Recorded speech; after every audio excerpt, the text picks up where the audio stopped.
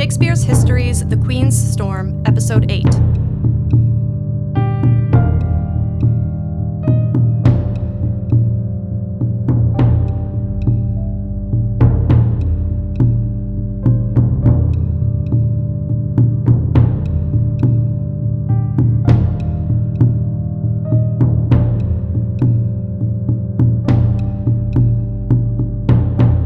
Groups scrabble for control of England, each claiming their God-given authority. The House of Lancaster, represented by Henry VI, and the House of York, now represented by Edward, the Earl of March, after the death of his father.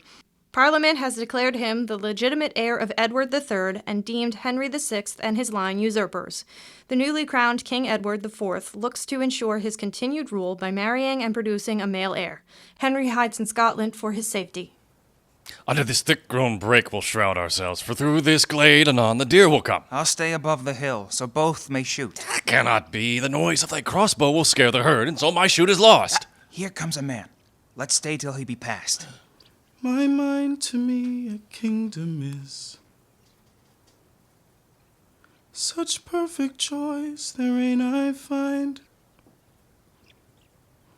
It far excels all earthly bliss. That world affords or grows by kind. From Scotland am I stolen, even of pure love, and thus disguised to greet my native land. No, Harry, 'tis no land of thine.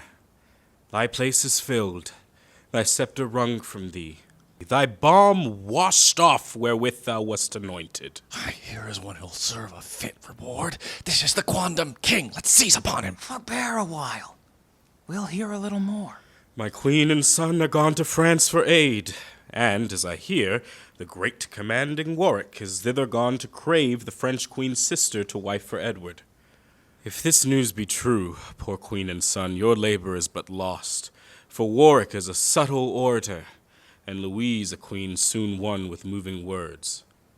By this account, then Margaret may win her, for she's a woman to be pitied much. Her tears will pierce into a marble heart. The tiger will be mild while she doth mourn. Aye, but she's come to beg, Warwick to give.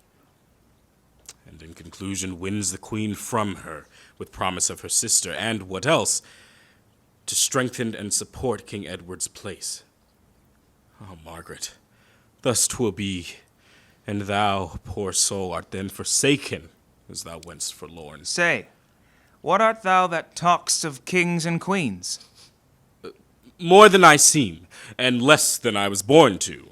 A man, at least, for less I should not be. And men may talk of kings, and why not I? Aye, but thou talk'st as if thou wert a king. Why, so I am in mind, and that's enough. But if thou be a king, where is thy crown? My crown is in my heart, not on my head, nor to be seen. My crown is called content.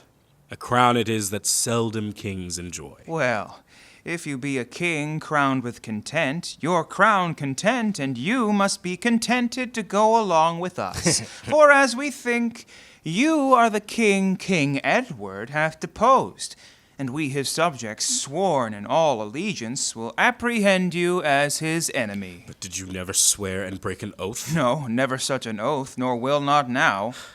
Where did you dwell when I was king of England? Here in this country where we now remain. Then you were sworn true subjects unto me.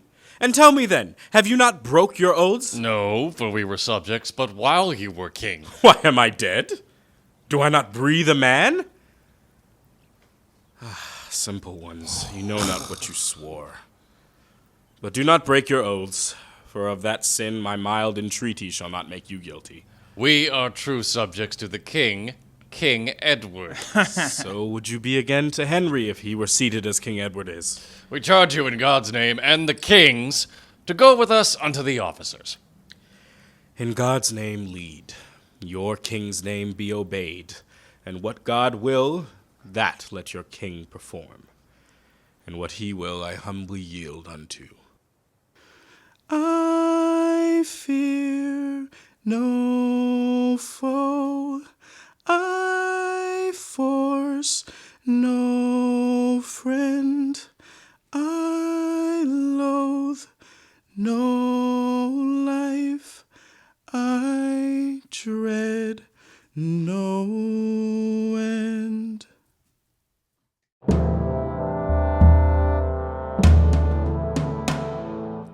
Brother of Gloucester, at St. Albans Field, this lady's husband, Sir John Grey, was slain, his land then seized on by the House of York. Her suit is now to repossess those lands, which we, in justice, should not well deny. Your Highness shall do well to grant her suit. It were dishonor to deny it her. It were no less. But yet I'll make a pause. Yea, is it so? I see the lady hath a thing to grant before the king will grant her humble suit. How many children hast thou, widow? Tell me. I think he means to beg a child of her. Nay, then whip me. He'll rather give her 2. 3, my most gracious lord. You shall have 4 if you'll be ruled by him. 'Twere pity they should lose their father's lands. Be pitiful, dread lord, and grant it then. Lords, give us leave. I'll try this widow's wit. Now, tell me, madam, do you love your children? I full as dearly as I love myself. And would you not do much to do them good? To do them good, I would sustain some harm. Then get your husband's lands, to do them good. Therefore I came unto your majesty. What service wilt thou do me, if I give them? What you command, that rests in me to do. But you will take exceptions to my boon. No, gracious lord, except I cannot do it. Aye, but thou canst do what I mean to ask. Why then I will do what your grace commands. He plies her hard, and much rain wears the marble. Why stops, my lord? Shall I not hear my task? An easy task. 'Tis but to love a king. That's soon performed because I am a subject. Why then thy husband's lands I freely give thee. I take my leave with many thousand thanks. What love, thinkest thou, I sue so much to get? My love, till death, my humble thanks. My prayers, that love which virtue begs, and virtue grants. No, by my troth, I did not mean such love. Why then you mean not as I thought you did. To tell thee plain, I aim to lie with thee. To tell you plain, I had rather lie in prison. Why then, thou shalt not have thy husband's lands. Why then mine honesty shall be my dower, for by that loss I will not purchase them. Therein thou wrong'st thy children mightily. Herein your highness wrongs both them and me. But, mighty lord, this merry inclination accords not with the sadness of my suit. Please you dismiss me either with aye or no. Aye, if thou wilt say aye to my request. No, if thou dost say no to my demand. Then no, my lord. My suit is at an end. He is the bluntest wooer in Christendom. Her looks doth argue her replete with modesty. Her words doth show her wit incomparable. All her perfections challenge sovereignty. One way or other, she is for a king, and she shall be my love, or else my queen. Say that King Edward take thee for his queen. 'Tis better said than done, my gracious lord. I am a subject fit to jest withal, but far unfit to be a sovereign. I speak no more than what my soul intends, and that is to enjoy thee for my love. And that is more than I will yield unto. I know I am too mean to be your queen, and yet too good to be your concubine. Cavil, widow, I did mean my queen. To aggrieve your grace, my son should call you father. No more than when my daughters call thee mother. Thou art a widow, and thou hast some children, and by God's mother, I, being but a bachelor, have other some. Why, 'tis a happy thing to be the father unto many sons. You don't... Answer no more, for thou shalt be my queen.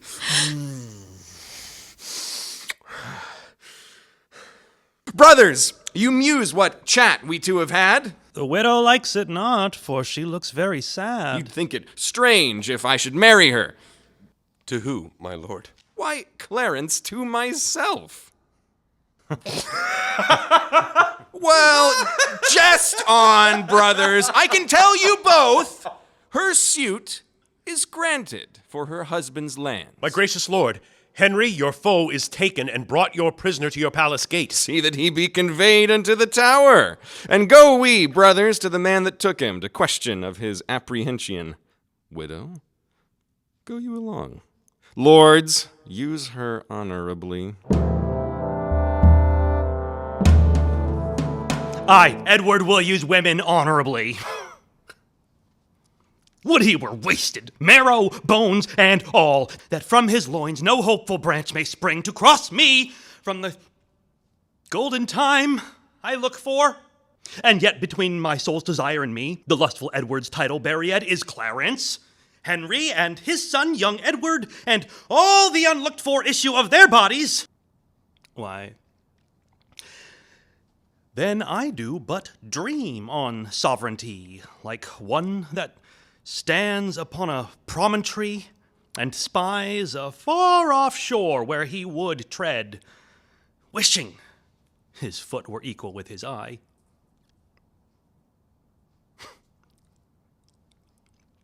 Well, say there is no kingdom then for Richard. What other pleasure can the world afford? I'll make my heaven in a lady's lap, and deck my body in gay ornaments, and witch sweet ladies with my words and looks. Oh, miserable thought, and more unlikely than to accomplish 20 golden crowns. Why, love forswore me in my mother's womb, and for I should not deal in her soft laws, she did corrupt frail nature with some bribe to shrink mine arm up like a withered shrub, to make an envious mountain on my back, to shape my legs of an unequal size, to disproportion me in every part. And am I then a man to be beloved? Oh, monstrous fault to harbor such a thought. Then, since this earth affords no joy to me, but to command, to check, to o'erbear such as are of better person than myself, I'll make my heaven to dream upon the crown. And yet I know not how to get the crown, for many lives stand between me and home, and I, like one lost in a thorny wood, not knowing how to find the open air, but toiling desperately to find it out, torment myself to catch the English crown. And from that torment I will free myself, or hew my way out with a bloody axe. Why, I can smile and murder whiles I smile, and cry content to that which grieves my heart, and wet my cheeks with artificial tears, and frame my face to all occasions. I can add colors to the chameleon and set the murderous Machiavel to school. Can I do this, and cannot get a crown? Tut, were it farther off, I'll pluck it down. While the Yorkists are in control of England, Queen Margaret and her son, Prince Edward, live exiled in France. Accompanied by the Countess Oxford, they gain an audience with Queen Louise, Margaret's cousin.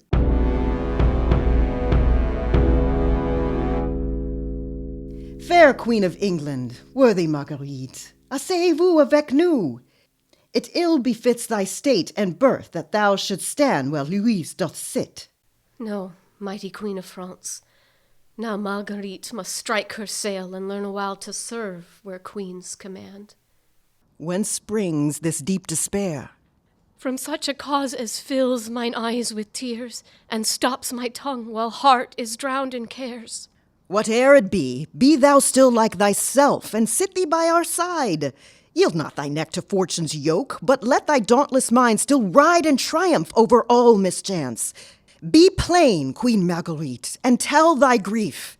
It shall be eased if France can yield relief. Those gracious words revive my drooping thoughts, and give my tongue-tied sorrows leave to speak. Now therefore be it known to noble Louise, that Henry, sole possessor of my love, is of a king become a banished man, while proud, ambitious Edward, Duke of York, usurps the regal title and the seat of England's true anointed lawful king. This is the cause that I, poor Marguerite, with this my son, Prince Edward, Henry's heir, am come to crave thy just and lawful aid. And if thou fail us, all our hope is done. Our people and our peers are both misled, our treasure seized, our soldiers put to flight. And as thou seest, ourselves in heavy plight. Renowned queen, with patience calm the storm, while we bethink a means to break it off. The more we stay, the stronger grows our foe. And see where comes the breeder of my sorrow. Welcome, brave Warwick. What brings thee to France? From worthy Edward, King of Albion, I come in kindness and unfeigned love, first to do greetings to thy royal person, and then to crave a league of amity, and lastly, to confirm that amity with nuptial knot, if thou vouchsafe to grant that virtuous Lady Bona, thy fair sister, to England's king in lawful marriage. Queen Louise and Lady Bona, hear me speak before you answer Warwick. Her demand springs not from Edward's well-meant honest love, but from deceit bred by necessity.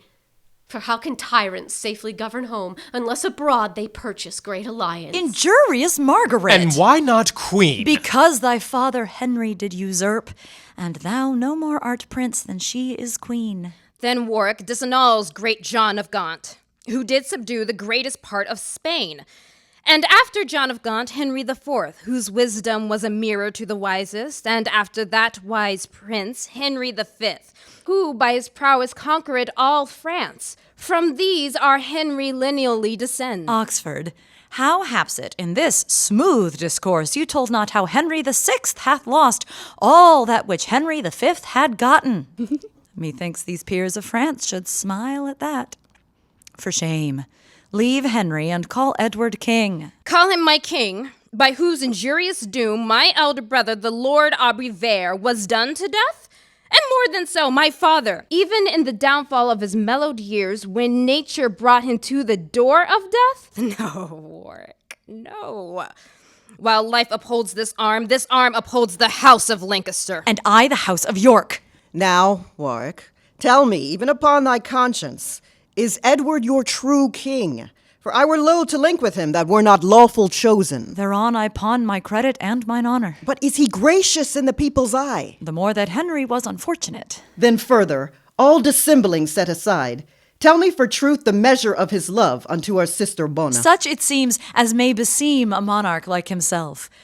Myself have often heard him say and swear that this his love was an eternal plant, whereof the root was fixed in virtue's ground, exempt from envy, but not from disdain, unless the Lady Bona quit his pain. Monsieur, qu'est-ce que tu veux faire? Ma reine, your grant or your denial shall be mine. Yet I confess that often ere this day, when I have heard your king's desert recounted, mine ear hath tempted judgment to desire. Then, Warwick, thus, our sister shall be Edward's. Draw near, Queen Marguerite, and be a witness that Bona shall be wife to the English king. To Edward, but not to the English king. Deceitful Warwick, it was thy device by this alliance to make void my suit. Before thy coming, Louise was Henry's friend. And still is friend to him and Marguerite. But if your title to the crown be weak, as may appear by Edward's good success, then 'tis but reason that I be released from giving aid, which late I promised. Yet shall you have all kindness at my hand that your estate requires, and mine can yield. You have a father able to maintain you, and better 'twere you troubled him than France. Peace, impudent and shameless Warwick, proud setter up and puller down of kings. I will not hence, till with my talk and tears, both full of truth, I make Queen Louise behold thy sly conveyance and thy lord's false love. For both of you are birds of self-same feather. Warwick, this is some post to us or thee. My lady ambassador, these letters are for you, sent from your brother, Marquis Montague. These from our king unto your majesty, and, madam, these for you, from whom I know not. What? Has your king married the Lady Grey, and now to soothe your forgery in his sends me a paper to persuade me patience? Is this the alliance that he seeks with France? Dare he presume to scorn us in this manner? Voici! I told your majesty as much before. This proveth Edward's love and Warwick's honesty. Queen Louise, I here protest in sight of heaven that I am clear from this misdeed of Edward's. Did I impale him with the regal crown? Did I put Henry from his native right? And am I guerdoned at the last with shame? Shame on himself, for my desert is honor. And to repair my honor lost for him, I here renounce him and return to Henry. My noble queen, let former grudges pass, and henceforth I am thy true servitor. I will revenge his wrong to Lady Bona, and replant Henry in his former state. Warwick, these words have turned my hate to love, and I forgive and quite forget old faults, and joy that thou becomes King Henry's friend. So much his friend, I, his unfeigned friend, that if Queen Louise vouchsafe to furnish us with some few bands of chosen soldiers, I'll undertake to land them on our coast and force the tyrant from his seat by war. 'Tis not his new-made bride shall succor him.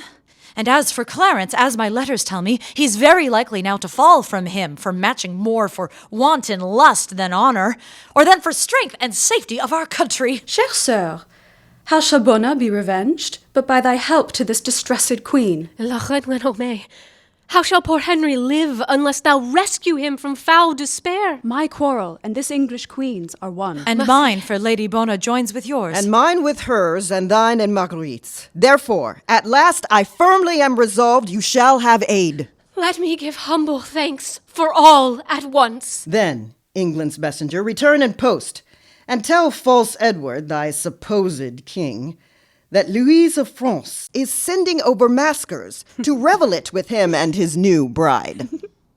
Tell him, in hope he'll prove a widower shortly, I wear the willow garland for his sake. Tell him my mourning weeds are laid aside, and I am ready to put armor on. Tell him from me that he hath done me wrong, and therefore I'll uncrown him ere it be long. Thou and Oxford with 5,000 troops shall cross the seas and bid false Edward battle.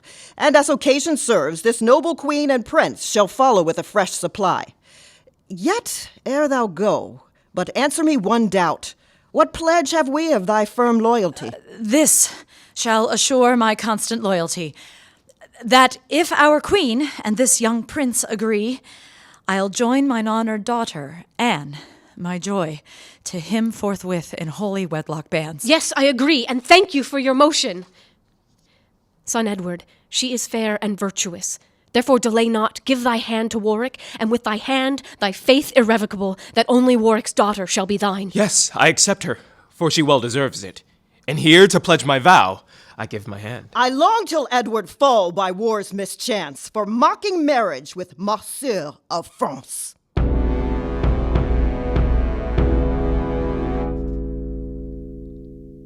I came from Edward as ambassador, but I return his sworn and mortal foe. Had he none else to make a stale but me? Then none but I shall turn his jest to sorrow. I was the chief that raised him to the crown, and I'll be chief to bring him down again. Not that I pity Henry's misery, but seek revenge on Edward's mockery. Edward IV and Lady Elizabeth Grey wed in secret. She is quickly crowned Queen of England, and Edward bestows titles on her family members. He now presents her to the court, including his mother, his brothers, Lady Hastings, and the newest Duchess of Somerset. Now tell me, brother Clarence, what think you of this new marriage with the Lady Grey? Hath not our brother made a worthy choice? Alas, 'tis far from hence to France. How could he stay till Warwick made return? My sons, forbear this talk. Here comes the king. And his well-chosen bride. I mind to tell him plainly what I think.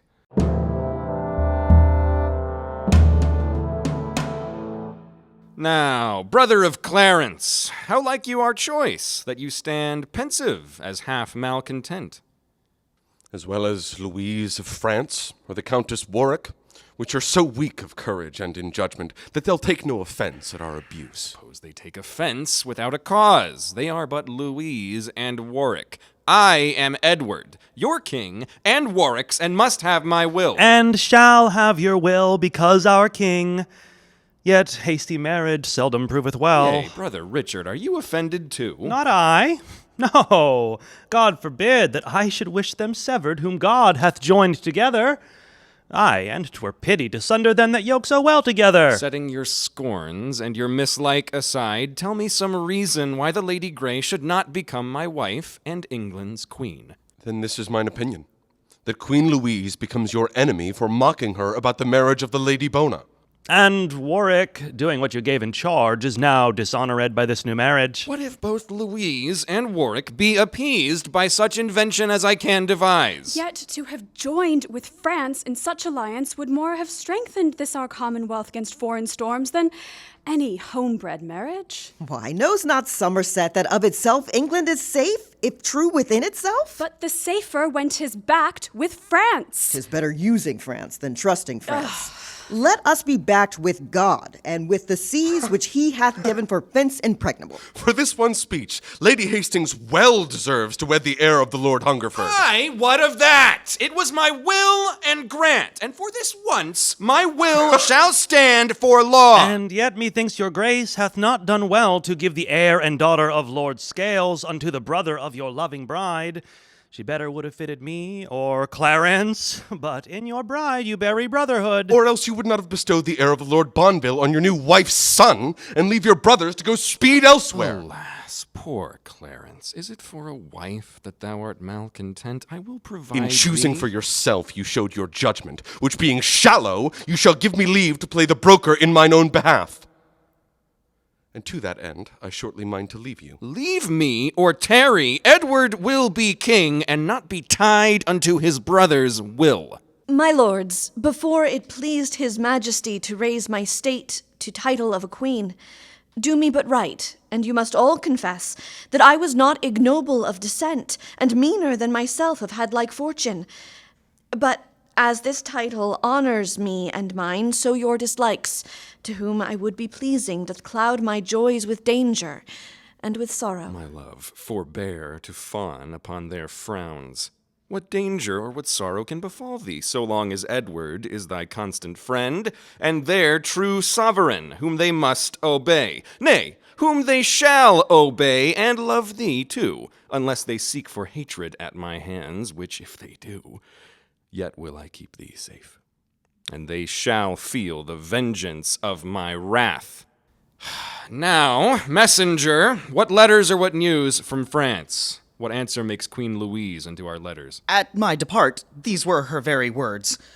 Go tell false Edward, the supposed king, that Louise of France is sending over maskers to revel it with him and his new bride. Is Louise so brave? Belike she thinks me Henry.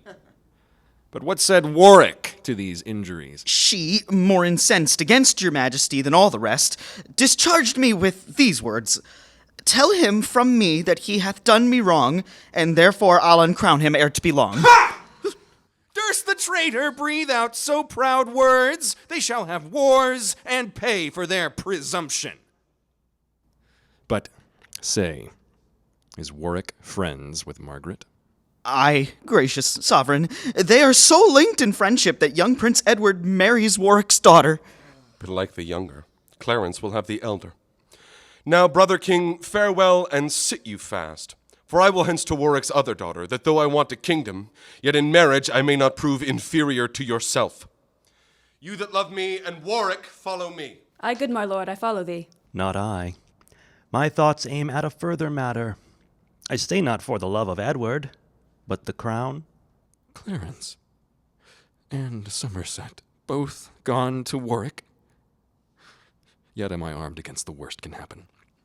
Let's levy troops and make prepare for war. Tell me if you love Warwick more than me. Give me assurance with some friendly vow that I may never have you in suspect. So God help Hastings as she favors Edward's cause. Now, brother Richard, will you stand by us? Aye, in despite of all that shall withstand you. Why so?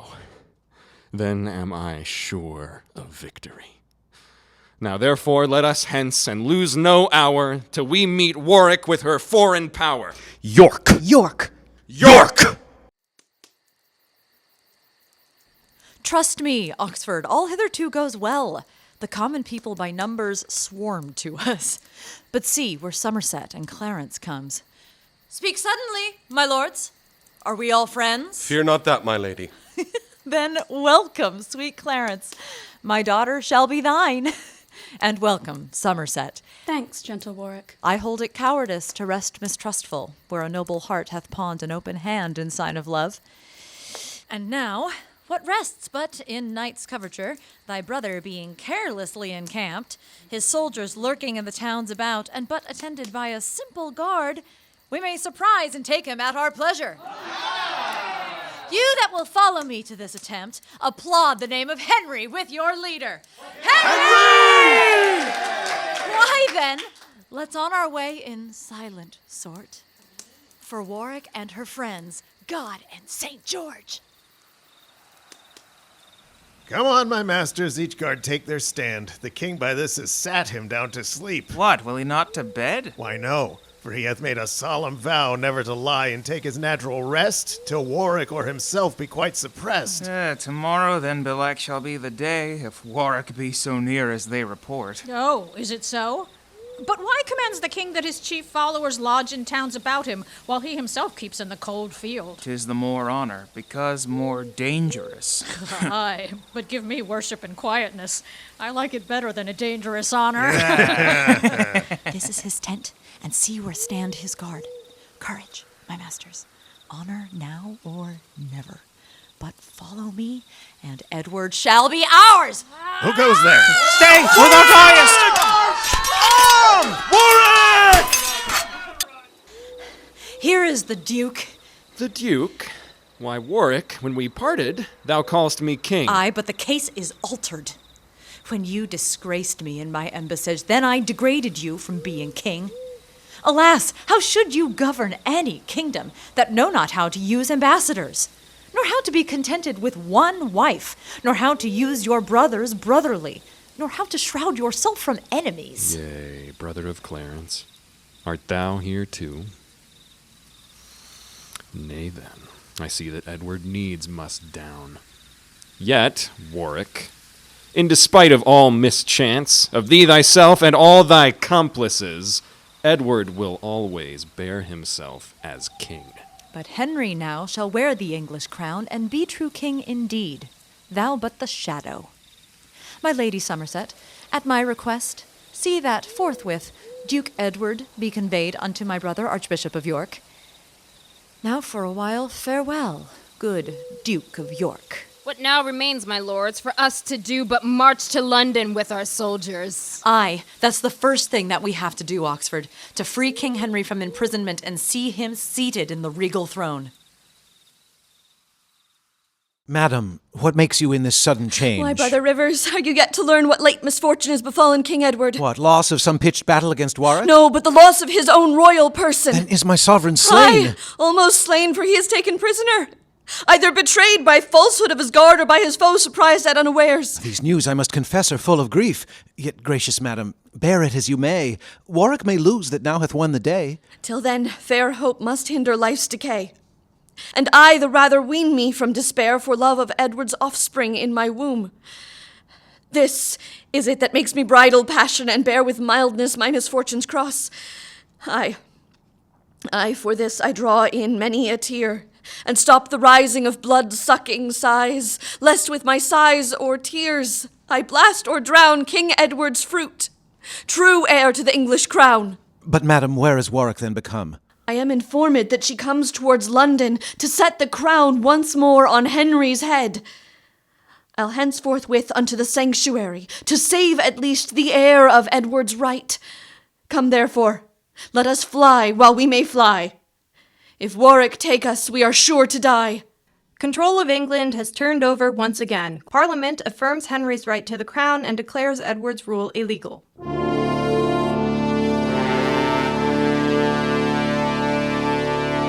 Good Warwick, after God thou sett'st me free, and chiefly therefore I thank God and thee. He was the author, thou the instrument. Therefore, that I may conquer fortune's spite, by living low where fortune cannot hurt me, and that the people of this blessed land may not be punished with my thwarting stars. Warwick, although my head still wear the crown, I here resign my government to thee, for thou art fortunate in all thy deeds. Your grace hath still been famed for virtuous, and now may seem as wise as virtuous.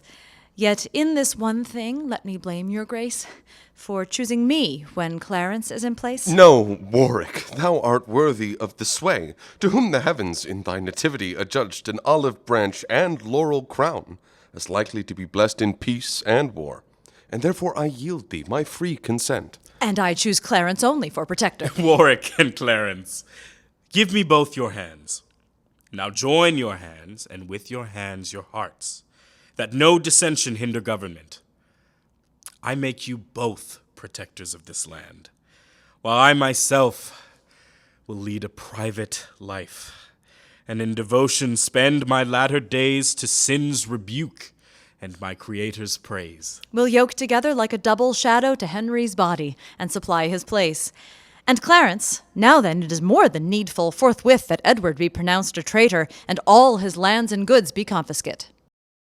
What else? And that succession be determined? Aye, therein Clarence shall not want his part. But with the first of all your chief affairs, let me entreat, for I command no more, that Margaret, your queen, and my son Edward be sent for, to return from France with speed.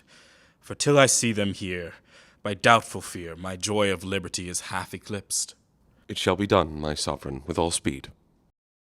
My lady Somerset, what youth is that of whom you seem to have so tender care? My liege, it is my nephew, Henry, Earl of Richmond. Come hither, England's hope. My lord. If secret powers suggest but truth to my divining thoughts, his head by nature's framed to wear a crown. Make much of him, my lords, for this is he, must help you more than you are hurt by me. What news, my friend? That Edward is escaped from your brother, and fled as he here sits to Burgundy. Unsavory news! But how made he escape? He was conveyed by Richard, Duke of Gloucester, and Lady Hastings, who attended him in secret ambush on the forest side. Let us hence, my sovereign, to provide a salve for any sore that may betide.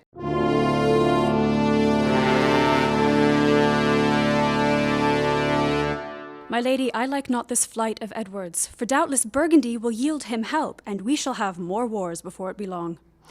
As Henry's late presaging prophecy did glad my heart with hope of this young Richmond, so doth my heart misgive me in these conflicts what may befall him, to his harm and ours. Aye, for if Edward repossess the crown, 'tis like that Richmond with the rest shall down. Therefore, Lady Oxford, to prevent the worst, forthwith we'll send him hence to Brittany, till storms be past of civil enmity.